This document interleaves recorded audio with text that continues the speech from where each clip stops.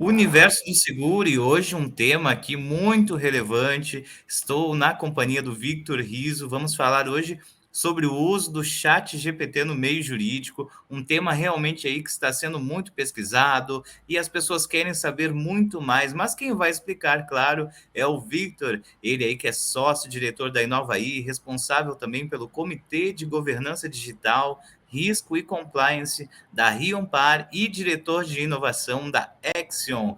Victor, bem-vindo aqui ao Universo do Seguro, tudo bom com você? Olá, muito obrigado, tudo bem? Obrigado pelo convite, e o prazer estar aqui com vocês, enfim, podendo aí trazer um pouco de conteúdo e informação para o seu público. É verdade, hein? E esse nosso bate-papo começa agora em 8 segundos. Fique ligado, aproveite e mande esse link para os seus amigos, seus contatos, para saberem mais sobre o uso da inteligência artificial generativa no ramo de direito.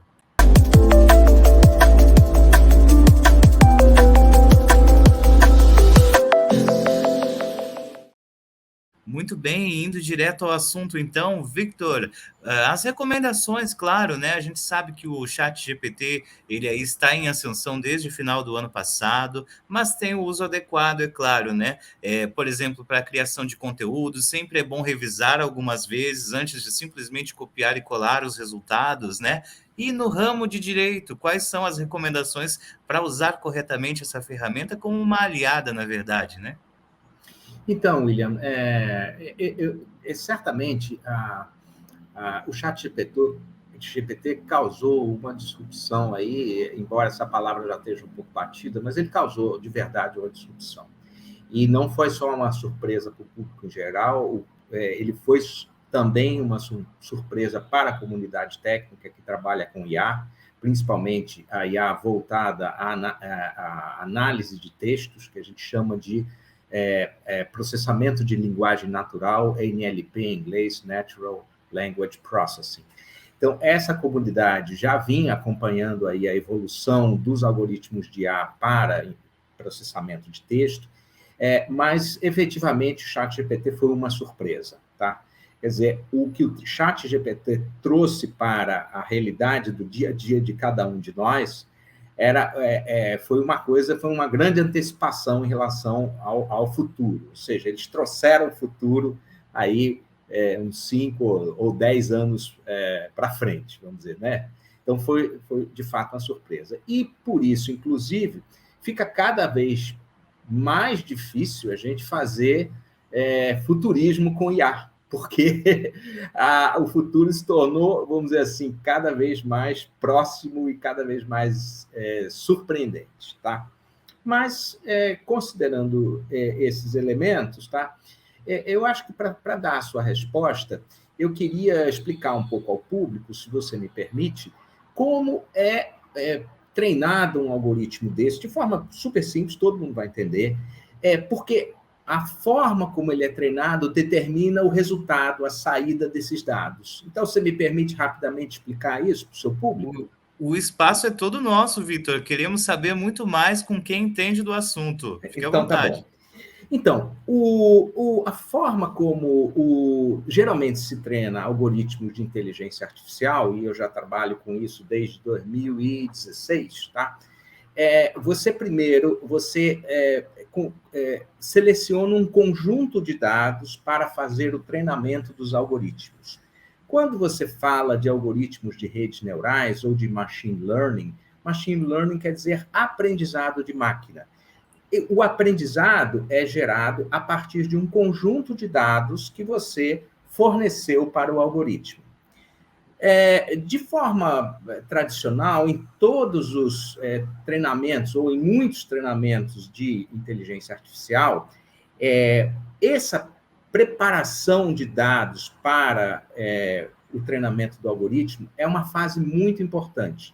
Vamos chamá-la de uma curadoria de dados, ou seja, é feita uma análise de uma massa muito grande de dados, né? E, a partir daí, é feita uma limpeza desses dados, eliminados dados inconsistentes, dados errados e dados enviesados, a fim de que o algoritmo, uma vez treinado com aqueles dados, não reproduza esses erros, esses vieses que constam na base de dados original. Então, este é um projeto de inteligência artificial típico. Existe uma curadoria, existe uma preparação desses dados para alimentação, para formar o que nós chamamos de um dataset, tá? Que é um conjunto de dados, que é a matéria-prima para vamos dizer, o algoritmo. Se a gente fosse fazer uma analogia super simples, tá? Com uma criança lá estudando, você tem que ter um livro de boa qualidade, tá? Você tem que ter um livro isento de erros e com um conteúdo correto. Se você der para a criança aprender um livro todo errado, todo cheio de erro, com conteúdo correto, ela vai aprender aquilo e na hora da prova ela vai reproduzir aquilo que ela aprendeu no livro, tá bom? Então, e aí começa vamos dizer, uma das características do ChatGPT. O ChatGPT, ele usou alguns, vamos dizer assim, um volume inimaginável de dados para fazer o treinamento. Até porque ele responde perguntas sobre praticamente qualquer domínio de conhecimento que a gente tem hoje, né, na humanidade. De fato, isso é impressionante. E para fazer isso, ele usou um conjunto vamos dizer, enorme de dados. E, naturalmente, no meio desses dados, tem um monte de dado incorreto, tem um monte de dado correto, tem um monte de dado enviesado às vezes com interesses econômicos, com interesses políticos, enfim, interesses ideológicos, seja o que for. E o que acontece é que, no caso do ChatGPT, não havia possibilidade de se fazer uma curadoria desses dados. E aí o que aconteceu é que ele pegou esse volume todo de dados, sem uma curadoria, e fez o treinamento dos algoritmos. E uma outra característica do algoritmo dele é que, bom, ele conseguiu pegar um volume de dados, um parênteses, né? Ele conseguiu pegar um volume de dados que nenhum ser humano conseguiria abarcar, tá? Um volume enorme de dados, isso é uma coisa fantástica, e, portanto, ele conseguiu resumir, ou ele consegue trazer uma quantidade de fontes de informação, a soma de um conjunto, uma soma de fontes de informação, vamos dizer assim, muito grandes. Mas uma característica desse algoritmo é que ele é treinado de forma estatística para vamos dizer, indicar qual é a maior palavra, qual a palavra com a maior probabilidade após uma palavra específica. Então, por exemplo, em petições iniciais, você tem ali sempre excelentíssimo doutor, juiz da comarca, etc. e tal, tá? Então, o algoritmo do ChatGPT, ele foi treinado, enfim, e ele foi treinado com um volume enorme de dados, e para tentar entender qual a probabilidade, ou qual a palavra com a maior probabilidade após excelentíssimo.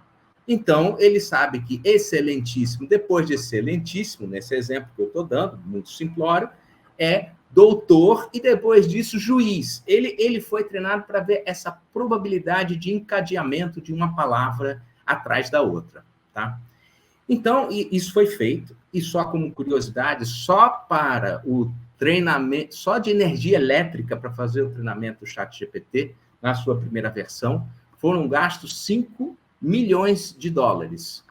Só de energia elétrica dos servidores. Olha a questão da sustentabilidade aí, né, doutor? Exatamente, Vitor, né? 5 milhões de dólares só do ponto de vista de energia elétrica. Então, a gente percebe que esse é um volume enorme de consumo de servidores que foi necessário, tá? Então, e também a quantidade de como é que chama? De servidores necessários, né? De placas de processamento para inteligência artificial foi astronômica, algo que nunca tinha sido juntado até então na história da humanidade, tá? Bom, mas então, voltando. O algoritmo do ChatGPT juntou uma quantidade enorme de fontes de informação sem uma curadoria. Portanto, qualquer coisa correta ou incorreta, ele vai reproduzir. A segunda coisa, ele é um algoritmo que tem como objetivo, ou como lógica, estabelecer qual a palavra mais provável após uma palavra dada. Não é qual é a palavra mais correta, mas é a palavra mais provável. Olhando todos aqueles textos que ele viu, ele diz, olha, após a palavra, vamos dizer, X, a palavra mais provável é a palavra Y, de acordo com o treinamento que ele recebeu. E isto faz toda a diferença no resultado que você obtém no ChatGPT, tá? Então, o que acontece é que ele vai fazendo, então, um encadeamento das palavras mais prováveis de acordo com a pergunta que você fez. Se você perguntar qual a utilização da inteligência artificial no meio jurídico, ele vai pegar aquelas palavras e ver, então, quais são as palavras, numa forma estatística, como expliquei, mais provável de serem encadeadas numa resposta dessa. Isso é interessante.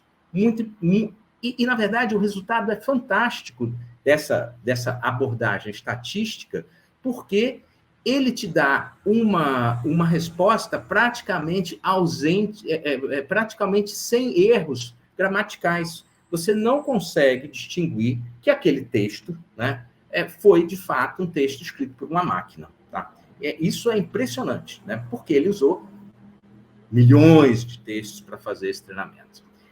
Mas agora, vamos refletir agora sobre o uso dele na área jurídica. Naturalmente, os advogados que lidam muito com texto foram, assim, um dos primeiros grupos que adotaram o ChatGPT. Hoje estão extremamente curiosos com o ChatGPT.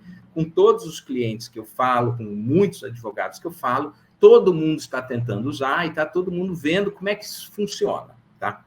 Bom, primeira coisa, fantástica, ele consolidou uma quantidade de informação muito grande, portanto, por exemplo, sobre uma determinada matéria, ele consegue fazer uma síntese do entendimento do judiciário sobre um determinado tipo de ação, uma determinada matéria jurídica.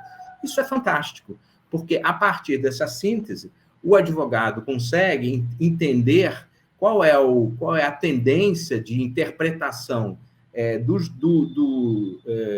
da justiça sobre um determinado tema e, portanto, consegue construir a sua alegação, seja sua inicial, seja sua contestação, com base nessa visão do judiciário como um todo. Isso é fantástico.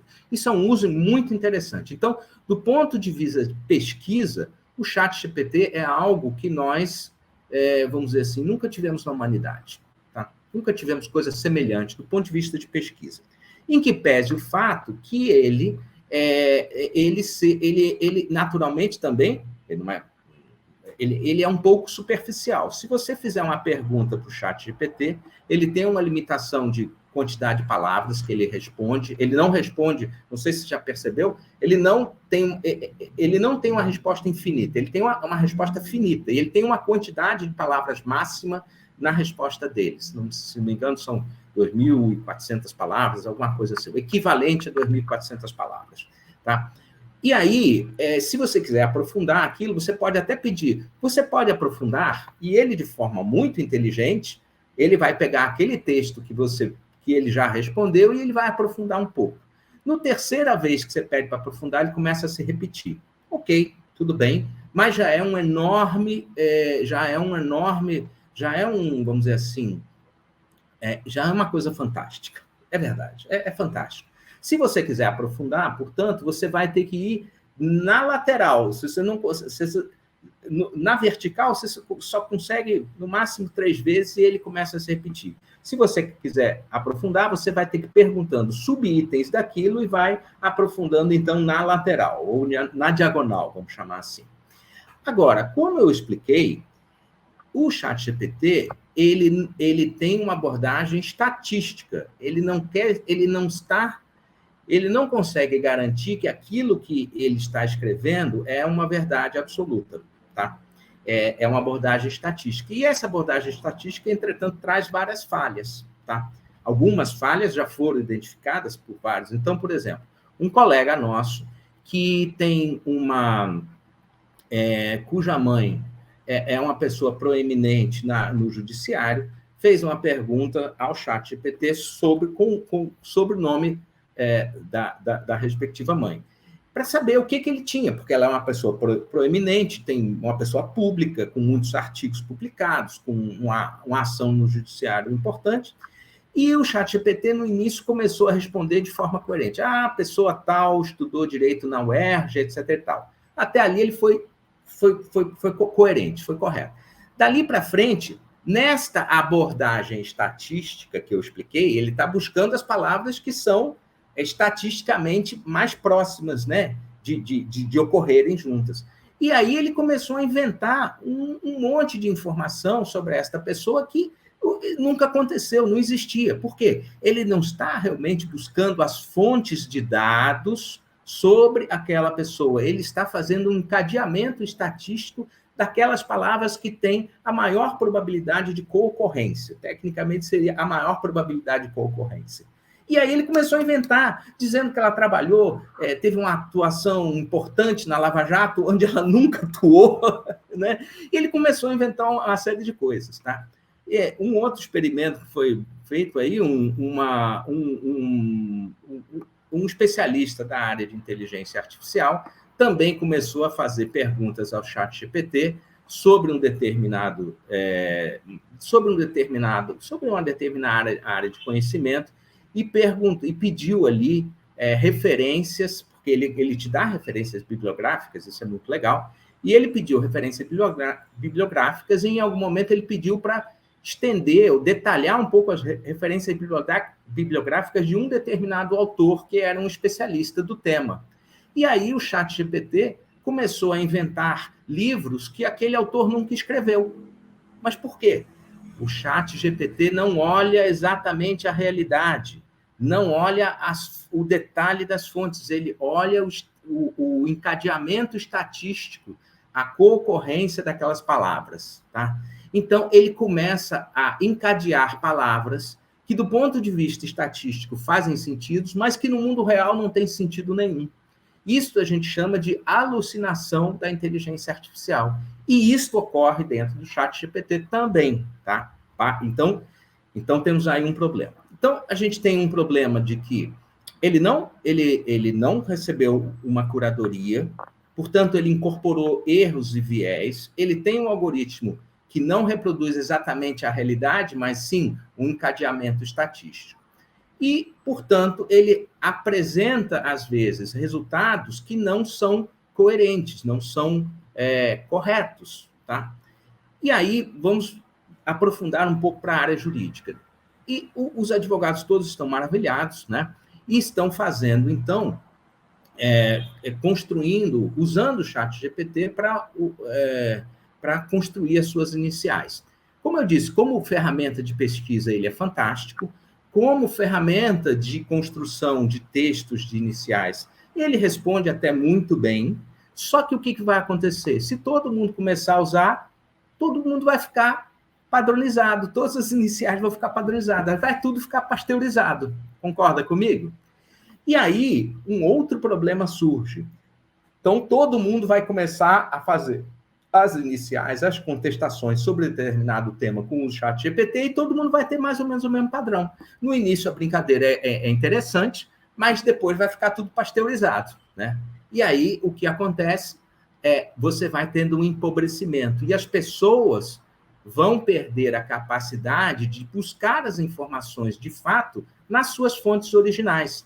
Ou seja, aquele trabalho que um advogado faz de pegar um tema complexo, se debruçar 2, 3 dias sobre ele e gerar, então, aquele conteúdo, significa que o advogado aprendeu a consultar as fontes originais e autorizadas, tá? Autorizadas no sentido que tem valor legal, que tem valor técnico de verdade. O ChatGPT não tem valor técnico, muito menos valor legal, tá bom? Mas, como as pessoas, o que vai acontecer é que as pessoas vão se habituar a usar o ChatGPT e vão ficar com preguiça de estudar em outras fontes. E a partir dali, vão perder com o tempo a capacidade de análise crítica se a resposta dele está coerente ou não, é a primeira coisa, e vão perder a capacidade de estudar e verificar o que ele está dizendo nas fontes originais, nas fontes autorizadas, nas fontes técnicas adequadas, tá? Então, a gente vai ter a pasteurização e depois a gente vai perder as pessoas vão perder a capacidade e vão perder seu senso crítico. É como se você tivesse um emburrecimento das pessoas, porque elas só vão usar o ChatGPT e vão perder a capacidade de ir nas fontes originais para verificar se aquilo está correto ou não, ou enriquecer ou complementar. Vai ficar todo mundo preguiçoso e só usar o ChatGPT. Fala, Will. E nesse sentido, né, fica reforçado, por exemplo, a área de direito, na área de jornalismo também, né, Victor? A questão dos conteúdos, realmente não existe ainda uma inteligência artificial capaz de checar os fatos, como você disse, e a ferramenta ela é uma aliada, claro, ali para organizar um pensamento, para dar um norte no texto Excelente. inicial, realmente. Mas seguindo aqui, né, nesses pontos positivos, nos problemas identificados, na sua opinião, o ChatGPT, essas tecnologias de inteligência artificial generativa devem impactar também na formação de novos advogados, até aproveitando também, né, para falar do uso dessa tecnologia no campo de educação também, né? Certamente isso vai impactar, a gente estava discutindo isso outro dia, né? Isso terá um grande impacto na formação de novos advogados, né? Exatamente porque as pessoas vão aprender a utilizar isso de forma muito simples e rápida, tá? E, portanto, vão perder a sua capacidade de, como eu estava explicando, de consultar as fontes autorizadas, consultar as fontes originais, ou consultar a informação primária. Tá? A informação primária, da onde ele tirou aquilo, a informação técnica, a informação autorizada. Tá? Então, as pessoas vão simplesmente se acostumar a uma resposta rápida e fácil. Só que essa resposta rápida e fácil não necessariamente é correta. E aí nós teremos um outro problema. Como o ChatGPT, por outra vez, ele, em tese, ele fala sobre muitos assuntos, tá? Ele vai passar a ter uma autoridade, e aí eu acho que há um problema, ele vai passar a ter uma autoridade, tá? E as pessoas, é como se ele adquirisse uma infalibilidade. Não, que o ChatGPT fala é sagrado, ninguém pode questionar, porque ele é inteligência artificial muito maior do que as nossas, né? Como os humanos, né? Então, o que vai acontecer é que, na medida em que as pessoas começarem a tratar o que o ChatGPT apresenta como infalível, como se fosse um dogma papal da infalibilidade do Papa, né? Tudo que ele fala, ninguém vai questionar, né? O que você vai fazer é que você vai empobrecer, vamos dizer assim, a mente das pessoas, porque elas vão tomar aquilo como verdade absoluta, não vão questionar, não vão buscar em outras fontes para ver se aquilo está correto ou não. E, particularmente na área jurídica, isso é grave, na medida em que, quando você faz apenas uma consulta, quando você está buscando uma referência, para um ponto de partida, como você falou, às vezes você está buscando um ponto de partida, ele é excelente, tá? Mas, na área jurídica, aquilo que se escreve num processo judicial tem valor legal. E aquilo que se escreve num processo judicial afeta a vida das pessoas. E aí, se alguém simplesmente pegar e copiar e colar, e no meio dessa cola ele estiver escrevendo uma besteira, tá? Porque ele escreve besteiras e ele tem viés, tá? O que vai acontecer é que vamos dizer assim, aquele conteúdo vai parar num processo judicial, se não for devidamente revisado por alguém que tenha a capacidade, o senso crítico e que consulte fontes primárias e fontes autorizadas, se as pessoas perderem isso, né? Então, se aquele texto não for revisado, ele vai parar num processo judicial. E aí vai produzir os efeitos legais, vamos dizer, correspondentes, ou seja, alguém pode ser prejudicado. E um próprio juiz agora já indeferiu, né, uma peça processual de um advogado, porque ele simplesmente pegou e colou simplesmente numa peça processual do juiz, do processo, ele colou aquela conversa dele com o ChatGPT como se o chat GPT tivesse alguma autoridade em termos jurídicos, tá? E disse, olha, o chat GPT está dizendo isso sobre esse assunto, então essa é a verdade. E o juiz disse, não, isso aqui ele não aceitou, ele indeferiu, ele pediu para tirar aquela peça processual do processo, porque aquilo que estava ali era apenas uma conversa de um ser humano com um algoritmo e não tem autoridade legal, entende? Então, é isso que as pessoas precisam entender. A inteligência artificial também pode cometer erros, também pode alucinar, tá? Em que pese o fato que ela tem uma capacidade surpreendente, tá, de responder, mas ela pode cometer erros. E na área jurídica, um erro tem uma consequência grave dentro de um processo judicial, tá? Então, isso é importante levar em conta.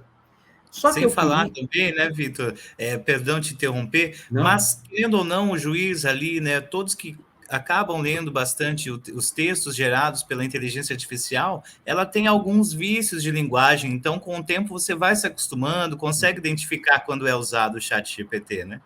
Sim, é isso que eu disse, vai ficar tudo pasteurizado, né? E aí o juiz vai receber aquele chat GPT, né? Ou seja, o advogado não está nem olhando direito para o que ele está escrevendo, ele está dando um Ctrl+C, Ctrl+V, né? Então, isso de fato vai tornar aí, vamos dizer, vai haver um próprio empobrecimento do direito, né? É um empobrecimento do direito, porque as pessoas não vão usar o chat. Qual seria o mundo ideal? As pessoas usarem o que elas veem no chat GPT como forma de enriquecer e trazer alguns insights que elas não tinham visto e, a partir daí, construírem. Só que a gente sabe que ser humano, aqui entre nós, né? Aqui só entre nós e o seu público, né? A gente sabe que o ser humano é preguiçoso. E aí, o que ele vai fazer? Ele vai fazer copiar e colar e vai se dar por satisfeito, porque ele fez aquilo rápido, né? Por isso que é importante bate-papos como esse, né, Vitor? Para a gente Sem alertar dúvida. as pessoas do uso adequado dessa ferramenta, que ela é uma aliada, claro, com certeza, Claro. é uma fonte rica ali de insights, de informações iniciais, mas, claro, temos de checar algumas vezes antes de acreditar totalmente ali no que está escrito no chat GPT. E agora também quero aproveitar algumas considerações, um balanço aí diante de tudo que a gente conversou, perspectivas também, né? E para você falar um pouquinho também do trabalho da Inovaí, você também que integra aí a Associação Brasileira de Lawtechs e Legaltechs, a B2L, né? Que vai fazer um evento agora em agosto, justamente também tratando do uso de tecnologia em direito, né, Vitor? Com certeza. Verdade, eu sou conselheiro da B2L, tá? E em agosto, no início de agosto, tá? Na primeira semana de agosto, nós teremos, no dia 2, se não me engano, nós teremos um evento muito importante da B2L. A B2L congrega praticamente todas as empresas de tecnologia para o segmento jurídico, para a área jurídica, tá? E essas empresas vão estar lá não só discutindo em palestras a evolução da tecnologia no ramo do direito, mas também as empresas estarão lá expondo. Então, é uma oportunidade ímpar para que advogados se atualizem em relação a novidades de tecnologia para o segmento jurídico. E a tecnologia para o segmento jurídico deixou de ser apenas vamos dizer assim, um acessório, ela passou a ser um elemento estratégico de diferenciação, de produtividade, de redução de custo. Então, hoje, tecnologia é uma ferramenta, sim, mas é uma ferramenta estratégica para os escritórios de advocacia, departamentos jurídicos, naturalmente, também. Tá? E o judiciário está vendo isso também, atento a essas mudanças. O judiciário tem investido muito em inteligência artificial, tem diversas iniciativas do CNJ voltadas à inteligência artificial. Dentro da nossa empresa, dentro da Inovaí, o que nós fazemos já há algum tempo aplicar algoritmos de inteligência artificial para análise automática de documentos, para extração de informações de petições iniciais, tá? E para classificação por exemplo, de processos por sua causa raiz. Então, dá alguns exemplos. Por exemplo, uma petição inicial tem algo entre 40 a 50 páginas, se considerar a inicial e seus anexos. Anteriormente, quando se fazia um cadastro de um novo processo que chegava numa empresa, num escritório de advocacia, um ser humano abria ali aquele PDF e ia fazendo Ctrl+C, Ctrl+V para extrair um conjunto de dados. Hoje, os algoritmos fazem isso numa fração de minutos, basicamente em 3 segundos e meio. Hoje, um algoritmo faz o que um ser humano levava cerca de 4 minutos para fazer. Então, entre os 4 minutos que um ser humano pegava para abrir o PDF, fazer Ctrl+C, Ctrl+V e tirar todas aquelas informações que ele precisa para um cadastro de um processo judicial, um algoritmo faz isso em 3 segundos e meio. É de fato impressionante, e isso tem gerado aí uma demanda, vamos dizer, bastante intensa, bastante forte, a ponto de a gente estar alcançando aí números de... teve meses que a gente já processou mais de 500 mil documentos de processos judiciais. Então, mais de 500 mil iniciais de processos a gente já tem processado, tá? E a demanda é crescente, porque, de fato, a gente vê o mercado todo indo num caminho de automação, tá? Todo mercado, premido por custo, por competição, está buscando, ou por eficiência, está buscando a automação como um recurso valioso, estratégico, vamos dizer, de competitividade. Tá? Então, isso é o que a gente tem feito. E a gente faz alguns projetos mais específicos, que são projetos, por exemplo, de identificação de determinados documentos, tipos de documentos dentro de um inicial. A peça inicial tem uma série de documentos em anexo. E naqueles documentos que vêm em anexo, existem muitas informações, imagens de cópias de documentos, existem muitas informações que são úteis para o cadastro de um processo ou para gerar os subsídios necessários à defesa, por exemplo, do processo. Tá? Então, a gente também extrai essas informações com inteligência artificial. Então, isso está gerando um impacto de produtividade também muito grande, né? E aí se aplica a palavra disruptivo, né? O que um ser humano fazia em torno de 4 minutos, um algoritmo faz em torno de 3 segundos e meio, de fato uma disrupção. E é importante destacar que o ser humano ele tem flutuações de humor, ele tem flutuações de produtividade, e o algoritmo não, ele é contínuo. Então, o algoritmo não está preocupado se o Flamengo ganhou ou perdeu, o algoritmo não está preocupado se ele brigou com a namorada ou se discutiu com o chefe, não. O ser humano tem essas flutuações, o algoritmo não. Ele, uma vez ajustado, com um nível de acurácia alto, ele consegue trabalhar de forma contínua e lidar com uma sazonalidade também de volume que o ser humano não consegue dar. Então, você imagina num escritório de advocacia que cadastra 100 processos por dia, 50 processos por dia. De repente, num dia chegaram 300. No escritório de advocacia, no mundo real, no mundo normal, vamos dizer, no mundo analógico, né? No mundo biológico, você vai ter que fazer um esforço, vai ter que ter hora extra, vai ter que ter gente trabalhando no final de semana para dar conta daquele cadastro. E com os algoritmos, simplesmente, se são 50, 100, 300, 500, ele simplesmente processa aquilo tudo e em curto espaço de tempo é o que ele está disponível, então, para o advogado fazer o trabalho dele. Né? E se você junta, além dessa análise de documentos, se você junta robôs que capturam dados daquele processo nos tribunais, você tem uma máquina aí de produtividade fantástica, né?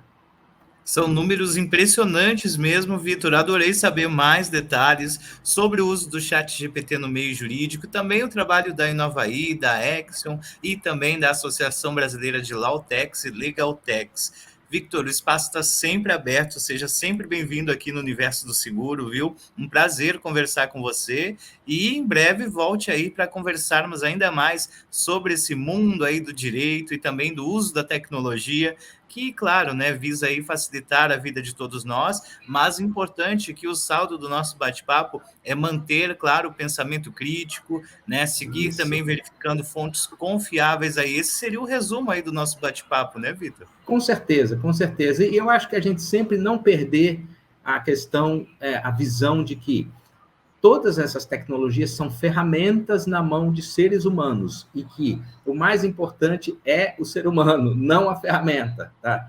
Isso a gente não pode perder de vista. Sempre tecnologia deverá ser encarada sempre como ferramenta. O ser humano está em primeiro lugar, tá bom? Eu Maravilha, olha agradeço só. muito, William, pela oportunidade. Me coloco também à disposição para a gente conversar no futuro sobre outros temas também. Eu tenho um prazer muito grande de conversar sobre esses temas, tá? E o meu objetivo é sempre traduzir temas técnicos, às vezes complexos, numa linguagem que todo mundo possa entender o que está se passando, né?